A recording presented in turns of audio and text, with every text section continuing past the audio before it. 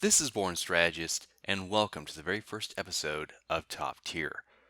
Now, in this episode, I'm going to go ahead and be covering one of the most popular weapons in Destiny as of this point in time, and that is the Zhalo Supercell.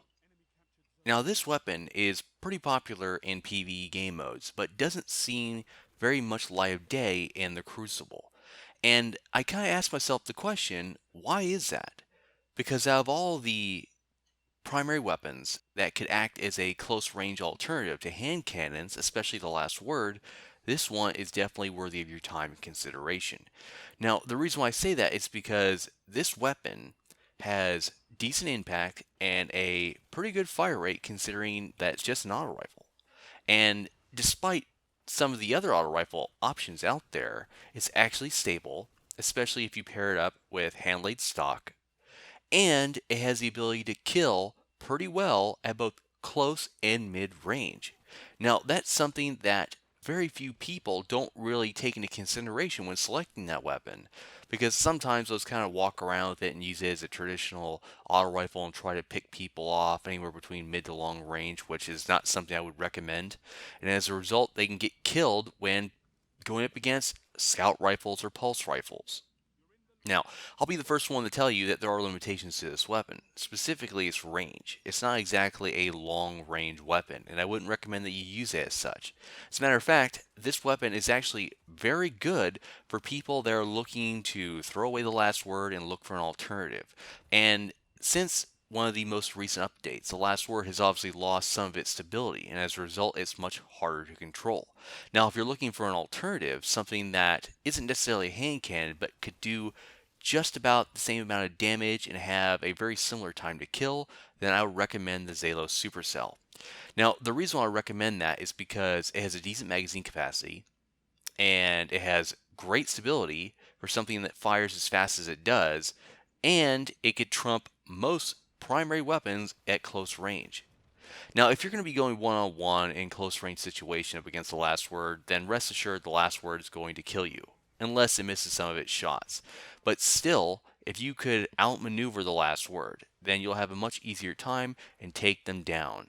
And that's one of the best things about the Zalo Supercell is the fact that not only does it excel at close range engagements, but it's also an excellent way of deterring shotguns from getting too close to you. Granted, you're still going to have problems with blinking shotgun combos, but still, if you can outmaneuver them, then you may be able to take them out as long as you can land your shots.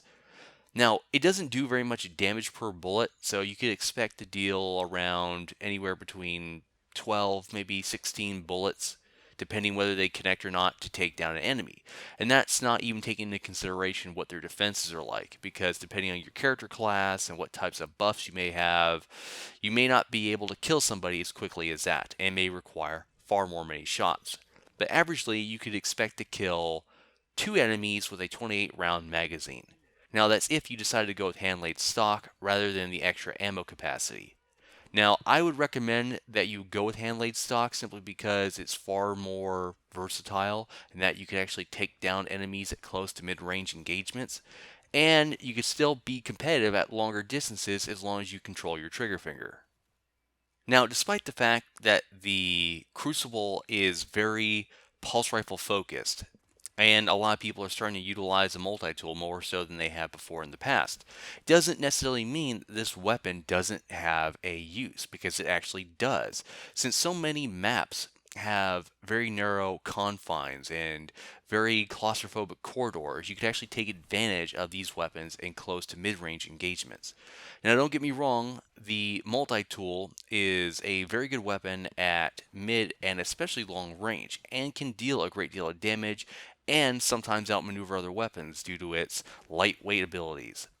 But that doesn't necessarily mean that it could outclass the supercell as long as you're using it within its effective range. Now, as far as pulse rifles are concerned, pulse rifles are ideal at mid-range, meaning that if you could get them at close range and close that gap, then you could easily take them down before they have an opportunity to take you out, especially the slower fire, high impact pulse rifles. Now, aside from that, this weapon does do an amazing job at mid-range. As a matter of fact, it's one of my preferred mid-range options. Either that or a faster firing pulse rifle with full auto preferably. But this is a great weapon, and it's definitely worthy of your time consideration. So if you've overlooked it and probably only used it in PvE or haven't used it at all, I strongly recommend that you do so. With that said, thanks for watching. For more objective reviews, strategy guides, commentaries, and more, stay tuned to this channel.